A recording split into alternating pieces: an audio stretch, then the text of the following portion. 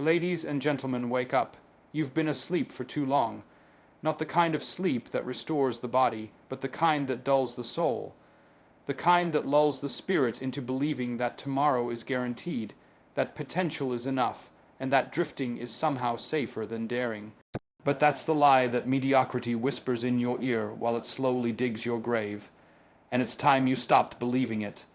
The alarm has been ringing.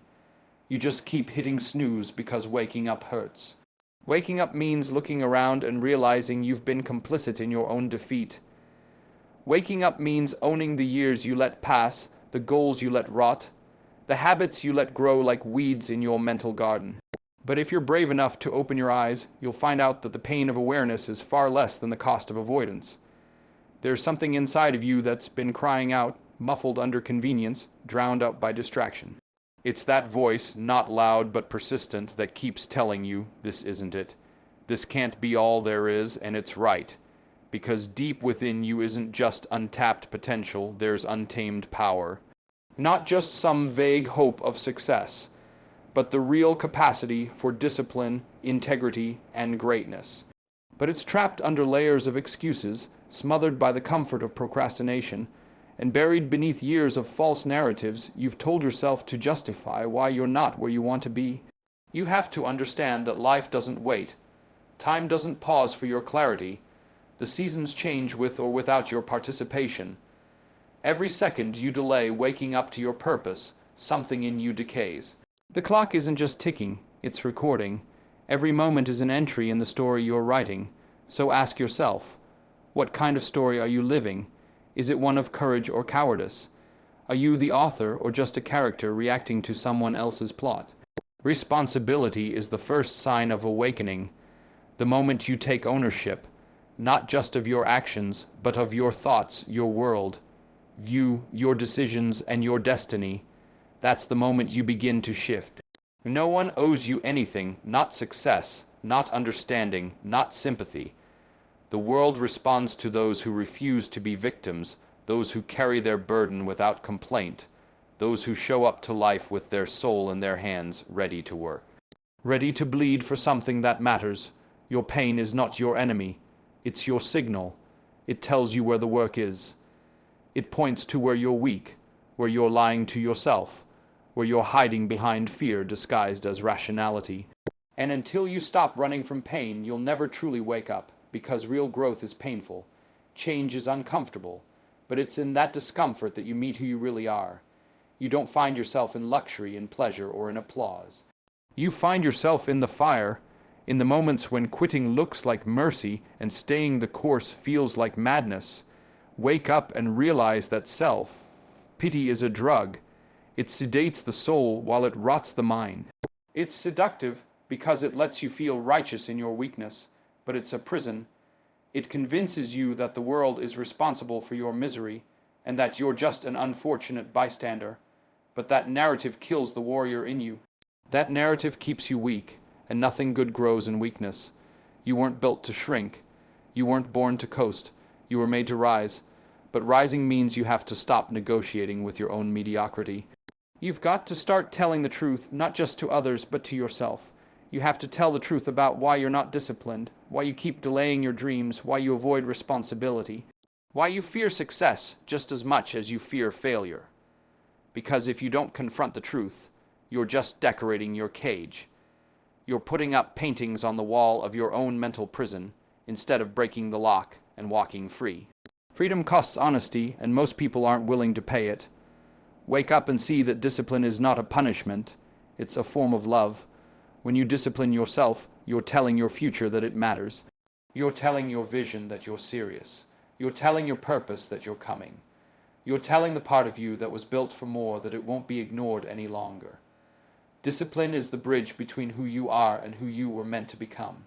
Without it, you'll live and die in the same cycle, repeating the same lessons, circling the same mountains, and blaming the world for a life you chose. Don't confuse activity with progress. You can be busy and still be asleep. You can chase achievements and still avoid transformation. What matters is not just what you do, but why. What's the motive? Is it rooted in truth or in vanity? Are you acting from courage or from insecurity? Waking up means examining your motives and aligning your behavior with your highest principles, not your shallow desires. It means asking hard questions and refusing to settle for easy answers. It's not about motivation, it's about commitment. Wake up and realize that motivation fades. It's an emotion, a chemical surge in the brain that can't be trusted to carry you through hard times. What you need is structure, routine, order. You need to build a system in your life that does not care how you feel, but holds you accountable to what you said. You need rituals that remind you who you are when your feelings try to lie to you. That's how you win. That's how you break cycles. That's how you stay awake. Be very careful with who you listen to. Not all advice is good advice. Not all support is healthy. Some people will encourage your dysfunction because it makes them feel better about their own. Others will cheer for your stagnation because your growth would expose their laziness. You have to be ruthless with your environment. Your surroundings are either feeding your purpose or starving it. And the moment you wake up, you'll start noticing who's helping you build and who's helping you bleed. Silence is a weapon. Use it. In a world that screams distractions, those who are still can see clearly. Waking up means unplugging from the noise and listening to your conscience. It means sitting with your discomfort long enough to understand it. Most people run from silence because they're afraid of what they might hear. But the truth lies in the quiet, and only those who seek it with discipline and sincerity will find it. You cannot build a meaningful life in noise. You need stillness. You need solitude. You need reflection. You don't rise by accident. You rise by intention. You rise by embracing responsibility, rejecting excuses, and refusing to let your weaknesses define you. You rise by making daily decisions that align with your destiny, not your doubt. You rise by doing what is hard, not what is easy. And you rise by remembering that nobody is coming to rescue you. You are the rescue. You are the solution. You are the answer to your own question. But you will never know that if you stay asleep. Wake up and understand that greatness is lonely, that discipline is misunderstood, that purpose will isolate you, but that's the price of clarity, that's the tax of elevation. You're not supposed to fit in. You're not supposed to be liked by everyone. You're not supposed to seek approval. You're supposed to lead yourself, master yourself, govern yourself, because the world bends to those who refuse to be ruled by their impulses. The world responds to those who are willing to carry the weight of their calling, no matter how heavy it gets. You can't be passive with your future. You can't wish your way into transformation. You've got to fight. You've got to bleed. You've got to die to the version of yourself that got you here, because the next level of your life requires the death of this one. That means sacrificing comfort, abandoning delusion, and confronting fear. Not with arrogance, but with truth. Not with ego, but with order. And when you start living that way, you'll stop needing external validation. Because the reward isn't in the recognition, it's in the integrity. Wake up and remember that comfort kills potential. The easier the life, the softer the character. The softer the character, the weaker the will. And the weaker the will, the easier it is to break. But strength isn't built in ease. It's forged in resistance. It's found in the repetition of hard things done consistently over time. So if you want to be unbreakable, you must choose the hard road, not once, not twice, but daily, even when no one sees it. Especially when no one sees it, that's what it means to be awake. That's what it means to be alive. The dream is real, but so is the cost, and most people won't pay it. They'll talk, they'll plan, they'll dream. But they won't act, because acting means risk. Acting means exposure. Acting means responsibility. But wake up and see that risk is not the enemy, regret is. And every day you stay asleep, you're adding weight to a regret that one day you will have to carry. But if you wake up now, if you take action now, if you make the hard choice now, you'll build a future that won't bury you in guilt. Wake up, not tomorrow, not next week, not when life feels perfect, now. Because now is all you have. Now is where change begins. Now is where the seeds of destiny are planted. And if you choose to ignore now, you're forfeiting the only power you actually have, the power to choose. The power to act, the power to become. Wake up, because your life depends on it. Taking responsibility is not just about accepting blame when things go wrong. It's the foundation of personal transformation. It's the moment you stop pointing fingers and start pointing inward. It's when you stop blaming your past, your environment, your upbringing, and your circumstances, and begin to realize that nothing changes until you do. Responsibility isn't just a moral ideal, it's a practical necessity for growth. Without it, you're a passenger in your own life, drifting wherever life's winds blow, subject to every storm and setback. But with it, you become the captain of your soul, the architect of your own becoming. Responsibility requires a shift in perspective. It's the moment you stop asking why life is so unfair and start asking what you can do about it. It's the shift from victimhood to ownership, from excuse to execution. When you take radical responsibility, you're no longer waiting on life to give you what you think you deserve. You begin to earn it. And in the process, you become something stronger, something more disciplined, more focused, more powerful than the person who once waited around for someone else to change things. The truth is, nothing changes on the outside until something shifts on the inside. You can rearrange your schedule, change your diet, switch jobs, move cities. But if you don't change the way you think and the way you hold yourself accountable, you'll keep repeating the same patterns in different environments. Radical responsibility means you stop looking for external fixes to internal problems. It means you recognize that the only thing you truly control is your behavior, your mindset, and your decisions. And that's not a small thing, that's everything, that's power. Because when you embrace that truth, you stop waiting for better circumstances and start becoming a better person in spite of them. You stop letting your past define you. You stop outsourcing your future to luck or fate or someone else's permission. You start crafting a life with your own hands, brick by brick, habit by habit, choice by choice.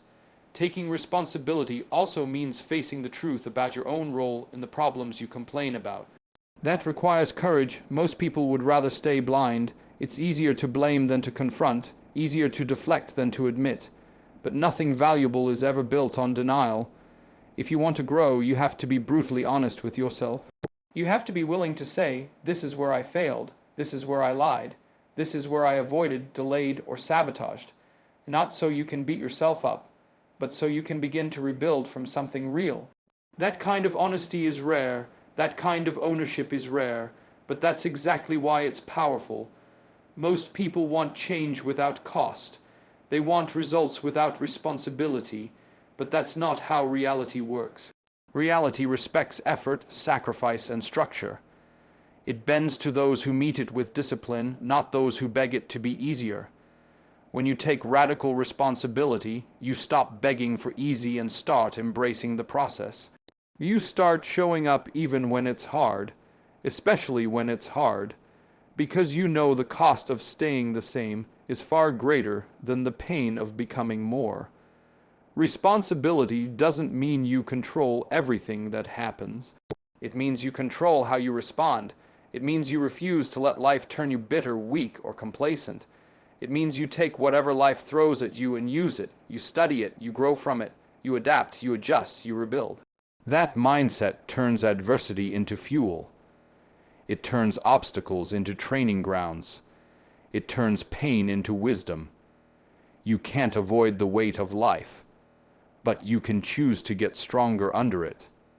And that strength is built one small act of responsibility at a time.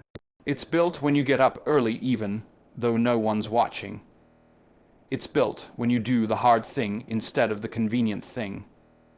It's built when you take accountability for your habits, your schedule, your words, and your mindset. Every time you do that, you become more solid, more grounded, more dangerous to your old excuses, and eventually your life starts to reflect the inner changes you've made. Radical responsibility also reshapes how you see the future. You stop dreaming in fantasies and start building in strategy. You stop talking about potential and start executing plans. You stop comparing yourself to others and start competing with your previous self. It eliminates the noise. It brings your focus back to where it belongs, on your own path, your own work, your own mission. It strips away entitlement and replaces it with hunger. It kills procrastination and replaces it with precision. It silences self-pity and replaces it with self-command. You also start demanding more from yourself, not out of shame, but out of purpose. You recognize that you are the standard, you are the culture. You are the system, you are the leader. And if you lower the bar for yourself, everything around you will start to follow. But if you raise the bar, if you refuse to tolerate laziness, if you build a code of discipline and honor within yourself, then your environment, your results, your relationships, they all start to change. Because you changed, taking responsibility rewires your identity. You stop seeing yourself as someone trying to succeed and start becoming someone who succeeds. It's not an act, it's who you are. You start to believe that your actions shape your character, that every decision either builds or breaks your future, and that belief starts to solidify your confidence. Not the kind that's loud and boastful, but the kind that's quiet and unshakable. The kind that doesn't need approval because it's earned self-respect. But this level of responsibility is not glamorous. It's not always inspiring. It's often boring, repetitive, silent. It requires you to make hard choices when no one is watching and no one is cheering. It demands consistency without applause, and most people won't do it because they're addicted to being seen. But if you can embrace the discipline of responsibility in the dark, you'll shine in the light without ever having to chase it. Responsibility gives you leverage. It allows you to stack habits, create structure, and live with intentionality. And over time, that structure becomes your freedom because you're no longer reacting. You're leading. You're no longer trapped in emotional cycles. You're rooted in values. You're no longer guessing. You're building. Every day becomes an opportunity to move forward, no matter how small the step. And that forward motion compounds. It creates momentum. It creates confidence. It creates clarity. You start to notice that your life no longer feels random. Your goals aren't just dreams, they're blueprints. Your decisions aren't just reactions, they're strategies. And the more you take responsibility, the more life opens up. Not because it got easier, but because you got stronger. And that's the secret most people never learn. That the real battle is not against the world, it's against your unwillingness to take command of yourself. Radical responsibility is the gateway to maturity. It's the end of blame, the death of excuse, and the birth of true agency. It's the path of those who refuse to live asleep. And while it's not easy, it is simple. Own your life, own your choices, own your results, and then watch who you become. Discomfort is not the enemy, it is the proving ground. It is the environment where character is revealed, where strength is developed, where clarity is earned. People try to avoid it, run from it, numb it, medicate it. But discomfort is not here to destroy you. It's here to wake you up. It's a signal, a mirror, a test. It exposes your weaknesses not to shame you, but to show you what must be strengthened. It introduces you to your limits so you can learn how to break them. It is the gym for the soul, and most never grow because they keep walking out before the workout begins. There is something about discomfort that separates the average from the excellent. It's not talent. It's not opportunity, it's not intelligence, it's the willingness to endure what others avoid, the capacity to stay steady under pressure, to remain focused through chaos, to remain disciplined in pain. Strength does not show up when things are smooth. It is built when things go wrong, when nothing makes sense, when fatigue sets in, when fear begins to whisper its lies in the back of your mind. That's where strength is forged, and that's where most quit. But if you can stay in the fight, stay in the stretch, stay in the fire, something begins to shift in you, not just physically, mentally, spiritually. Your threshold for pressure expands. Your tolerance for adversity grows. Your ability to suffer for the right reason begins to increase. You begin to understand that pain is not punishment, it's refinement, and discomfort is the tool used to shape you into someone who cannot be broken by circumstance or defeated by emotion. This is why comfort is so dangerous. It lulls you into softness. It tricks you into thinking you're strong when really you're just untested. Comfort keeps your standards low, your urgency numb, and your resilience non-existent. It promises peace but delivers atrophy. It offers relief but robs you of growth. You weren't built for comfort. You were built for challenge, for meaning, for effort. And when you stop seeking comfort and start seeking purpose, your life begins to change at the foundational level. Discomfort exposes your true mindset. When things get hard, do you break or do you build? When pressure rises, do you crumble or do you concentrate? That's the difference between those who grow and those who retreat. Discomfort is the moment of truth, and the people who rise are the ones who stop expecting it to be easy. They embrace the chaos, they study the pressure. They find lessons in the hardship instead of excuses in the suffering. There is no growth without resistance. Resistance is the feedback loop of development. Just like the muscle only grows when it is pushed beyond its comfort zone, your mind, your will, your identity only evolve under tension. And that tension is not meant to break you. It's meant to introduce you to a new version of yourself. But that introduction doesn't happen in a moment of bliss. It happens in moments of silence, sweat, repetition, and failure. Again and again and again, until the old version of you can no longer survive in the life you're building. We live in a world obsessed with ease, with speed, with shortcuts. But there are no shortcuts to transformation. No hacks to maturity. No bypass around discomfort. The pain is the process. The struggle is the classroom. And the discomfort is the teacher. You can hate the lessons or you can learn from them, but the truth remains. Nothing worth becoming is built without discomfort. It is the cost of greatness, the toll for self-respect, the fee you pay to develop the kind of strength that cannot be faked, and it's not just physical pain. Emotional discomfort is often harder to face. The discomfort of being honest with yourself, the discomfort of admitting your flaws, the discomfort of choosing responsibility over indulgence, of delaying gratification, of doing the right thing when the wrong thing feels easier. That's the battlefield where real warriors are made. That's the hidden arena of growth that most people avoid. But if you can step into that discomfort instead of running from it, you begin to change. Slowly, deeply, permanently, you start to see discomfort not as punishment but as preparation. You begin to understand that the pain of discipline is far less than the pain of regret. That every moment you endure what's difficult, you're developing something that can't be taken from you. Strength of will, clarity of vision, purity of purpose. These are not gifts. They're earned, and the earning happens in the uncomfortable places, in the days that feel like failure, in the mornings where motivation is gone, in the nights where your mind is screaming to quit. If you can hold the line in those moments, you're building something most never touch. Self, mastery. The world will try to rescue you from discomfort. It will tell you to avoid stress, to follow your feelings, to do whatever brings relief. But relief is not the goal.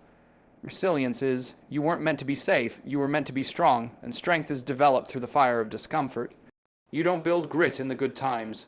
You build it when life falls apart and you keep showing up. You build it when your expectations are shattered and you keep moving forward anyway. You build it when comfort would be easy, but you choose the hard path because you know it leads somewhere better. You have to stop negotiating with discomfort, stop bargaining with growth, stop trying to make the process feel good before it's effective. It won't. It's supposed to hurt. It's supposed to be hard. That's the price. But the pain of growth is sacred. It means you're alive. It means you're engaged. It means you're not settling. You're not coasting. You're not dead inside. You're rising. That pain is proof that something is being born in you. And what's being born is stronger than anything that's ever tried to break you. Discomfort demands focus. You can't casually change your life. You can't half-heartedly break cycles. It takes full attention, full intention, full surrender, And when the pain hits, your instincts will be to escape, to distract, to numb. But if you can resist that instinct, if you can sit in the discomfort and feel every ounce of it without running, you'll find something underneath the pain resolve. A deeper reason, a sharper purpose, a fire that no longer depends on motivation because it runs on meaning. That's what discomfort gives you: depth. Not surface level strength, but soul level endurance. Not inspiration, but transformation. It peels away your illusions and shows you what's real, who you really are, what you really believe, what you're actually made of. And once you've looked discomfort in the face and didn't blink, you carry that confidence with you. You walk different. You speak different. You approach life not with fear, but with fire, because you've been tested, and you didn't quit. And the more you walk with discomfort, the more you realize it's not the enemy, it's the path. The narrow, brutal, lonely path to greatness. And the people who take that path, who walk it again and again, don't just become successful. They become unshakable, because the pain didn't break them. It built them. It forged something in them that success alone could never give. Strength, not just to win, but to endure, to lead, to build, to stand, to keep moving forward when the world expects you to fall. That's the gift of discomfort, and that's why it must be embraced, not avoided. Discipline is not restriction. It is not punishment. It is not deprivation. Discipline is the highest form of self-respect, the daily declaration that your future matters more than your impulses. It's the structure you build to protect your potential from being destroyed by distraction. Most people view discipline as a burden, something you force upon yourself out of obligation or guilt, but that's a shallow understanding. Discipline is actually freedom. Freedom from chaos, from self, doubt, from regret. Because without structure, life becomes a constant reaction to everything around you. Without discipline, you become a slave to every urge, every emotion, every outside influence pulling you away from who you're supposed to become. When you discipline yourself, you are saying, I'm not okay with being less than I know I'm capable of. You are choosing alignment over indulgence, growth over gratification, integrity over ease. It's not about being perfect, it's about being consistent. It's about showing up when it's inconvenient. It's about doing what needs to be done not because you feel like it, but because you made a commitment. And that commitment, kept day after day, begins to forge a character that cannot be faked, a confidence that is unshakable, a sense of direction that no longer depends on emotion or motivation. Structure is not meant to trap you. It's meant to ground you. It's the framework you create to ensure your energy is used with intention. A structured life is a focused life. A life where you don't waste your strength chasing distractions, but channel it into the things that matter. Without structure, time slips through your hands. Purpose becomes vague. Goals lose their urgency. You start living by accident, reacting instead of creating, surviving instead of building. But when your days are ordered with clarity and discipline, you move with purpose. You stop letting the day tell you what to do, and you start telling the day what it's for. Discipline is the training of your emotions. It's the daily choice to not allow how you feel in a moment to dictate what you do. It's emotional maturity, because emotions lie, they fluctuate. They convince you that today's comfort is worth more than tomorrow's success. But discipline doesn't listen to those lies. It's the voice that says, do it anyway. And every time you do it anyway, even when you're tired, even when you're frustrated, even when no one sees it, you are not just getting something done. You're becoming someone stronger, someone more grounded, someone who doesn't need a perfect environment to act. You don't rise through passion alone. You rise through structure because passion fades, excitement wears off, the thrill of a new idea or a big goal is temporary. But structure is reliable. Structure holds you up when passion dies down. It becomes the system that keeps you moving forward when every other part of you wants to quit. Structure allows you to keep promises to yourself. It creates rhythm, it creates clarity, and over time it creates mastery, because mastery is not the result of talent, it's the byproduct of repetition, and repetition only happens when discipline is in control. Most people think discipline is about forcing yourself to work, but it's deeper than that. It's about how you treat yourself. If you love your future, you'll prepare for it. If you believe in your purpose, you'll protect it with your time. If you respect yourself, you won't let laziness, inconsistency, or distraction steal from you. Discipline is not a rigid, cold system. It's a loving structure built to honor what matters most. And the more disciplined you become, the more you start to realize how much of your suffering was self-inflicted by the lack of order. Structure also brings peace, not boredom, peace. Because when your life has rhythm, your mind doesn't live in chaos. You don't wake up stressed about what to do or constantly chase productivity without direction. You have a plan, you have a process, and that process gives your mind room to think, reflect, grow. A structured life creates space for creativity, for focus, for progress. It doesn't trap your freedom, it directs it, because freedom without direction becomes destruction, but freedom within structure becomes progress. There's no self-respect without accountability, and discipline is how you hold yourself accountable. It's the way you earn your own trust, because you can't respect someone who constantly breaks their word, and that includes yourself. When you say you're going to do something and you don't, something in you weakens. Your confidence erodes, your identity becomes fragile, but when you keep your word, especially when it's hard, you begin to see yourself differently. You begin to believe that your word means something. And that belief builds momentum, and that momentum builds power. People who lack discipline live in cycles. They start and stop. They dream and delay. They set goals and abandon them. They get motivated for a week, and then fall back into old patterns. And every time that cycle repeats, they lose a little more belief in their ability to change. But discipline breaks the cycle. It disrupts the pattern. It creates new neural pathways, new behaviors, new outcomes.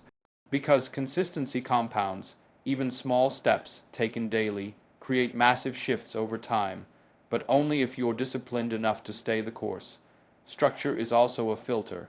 It forces you to prioritize. When you have clear routines, clear goals, clear time blocks, you start to see what fits and what doesn't. You stop saying yes to everything.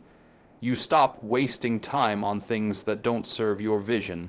You become efficient, focused, clean, not in a robotic way, but in an intentional way.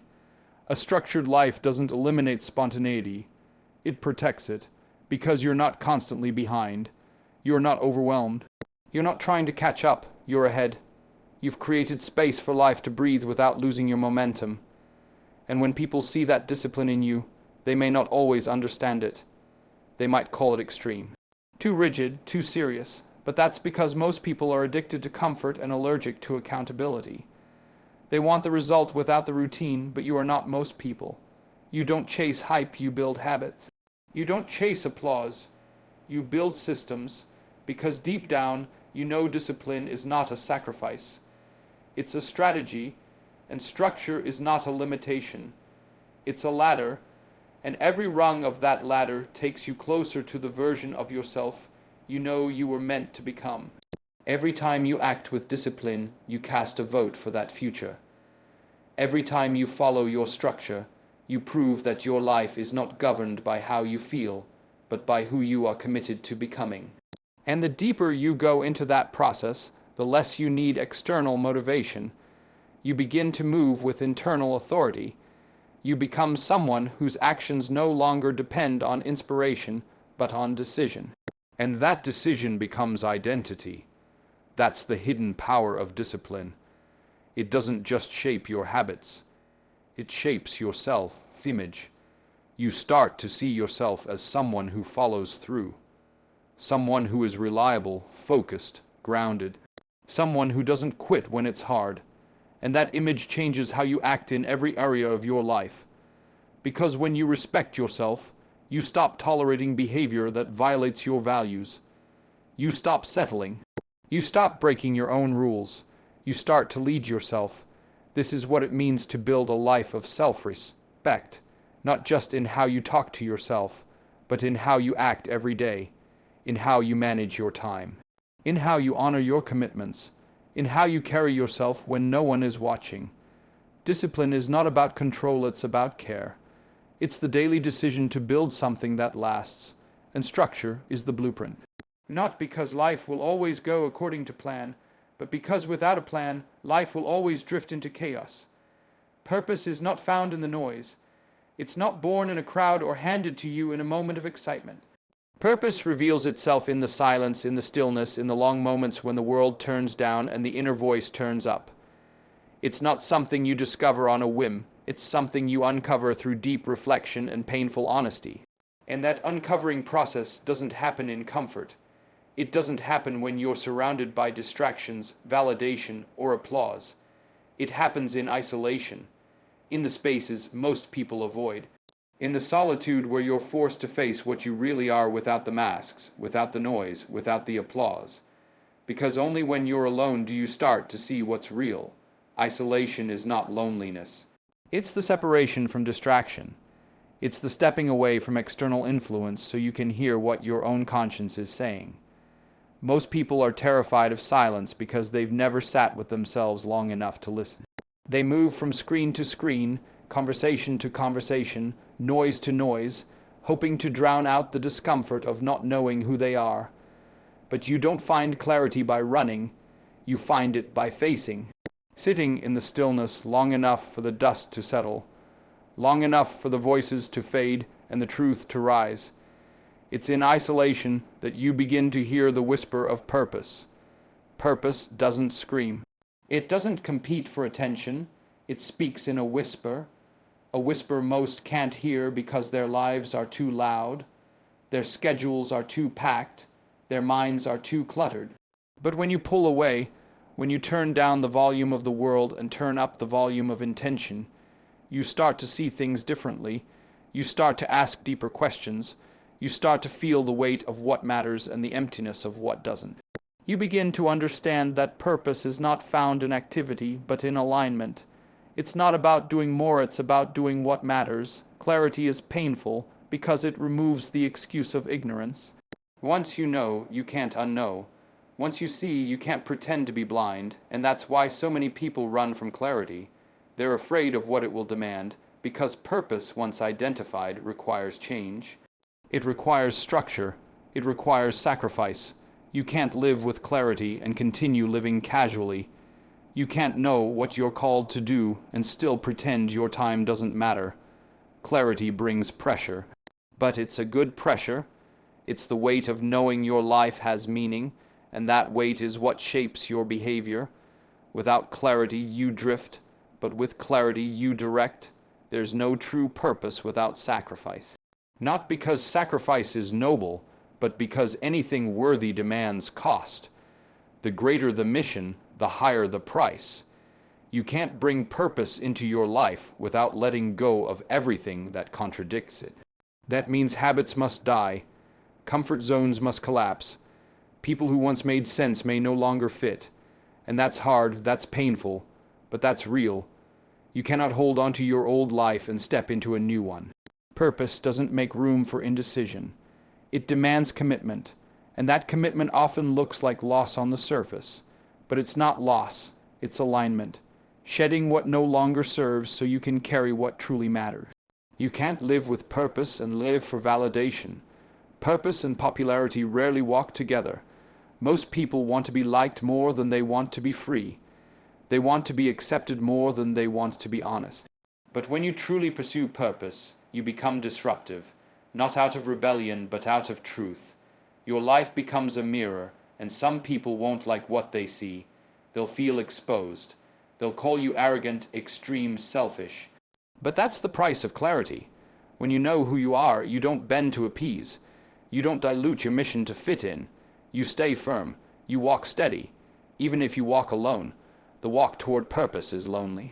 Not forever, but often in the beginning, because the more you align with your calling, the more misalignment becomes obvious. You start to feel the pull away from shallow conversation, away from wasted time, away from environments that feed your ego but starve your soul. And that pulling away feels like isolation, but it's really purification. You're being cleansed of distraction, refined by solitude, hardened by silence, so that when you speak from depth. So that when you act with conviction. That kind of depth cannot be gained in crowds. It is forged in quiet, painful places. You have to learn to sit with the discomfort of that separation. You have to train your mind to not crave the noise. You have to become okay with being misunderstood, because purpose will not always be clear to others. Sometimes it won't even be clear to you, but you keep walking anyway. You stay the course. You honor the process. Because clarity deepens through action. You move forward not because you have all the answers, but because you've committed to finding them. You let the discomfort sharpen you. You let the solitude mature you. You let the sacrifice shape you. Purpose brings responsibility. The moment you become aware that your life matters, you can no longer waste it. Every decision gains weight. Every action gains meaning. That responsibility can be heavy, but it's also liberating, because it means your life is not random. Your pain is not wasted. Your struggle is not pointless. It's all preparation. Preparation for something larger than comfort, deeper than happiness, and more lasting than success. But you'll never see that unless you're willing to separate from what keeps you shallow. You must protect your purpose with your life, because if you don't, the world will consume it. It will distract you with opportunities that look good but pull you off course. It will tempt you with approval, comfort, and shortcuts. But shortcuts don't lead to purpose. They lead to compromise, and the more you compromise, the more distant your purpose becomes. Until one day you wake up and wonder how you drifted so far from what mattered. Purpose must be guarded. That means boundaries. That means saying no. That means being okay with missing out on what's popular in order to pursue what's eternal. There is a fire inside of you, a knowing. A calling, something deeper than goals, something more solid than emotion. It doesn't come from outside. It comes from within. And the only way to hear it is to quiet everything else, to stop pretending. To stop running, to stop filling your days with noise just to avoid the silence where the truth waits. You will never feel ready. You will never be fully prepared, but you must still move, still sacrifice, still separate, because the cost of ignoring your purpose is far greater than the cost of pursuing it. The world doesn't need more people seeking attention. It needs people walking in purpose. People willing to stand alone, to suffer for something greater, to live with clarity when the rest of the world is lost in confusion. That's not easy. That's not glamorous. But that's the path, the narrow road, the disciplined life, and those who walk it may be few, but they are the ones who shape the future, because they didn't follow noise, they followed purpose, and in that choice they found not just meaning but the strength to carry it.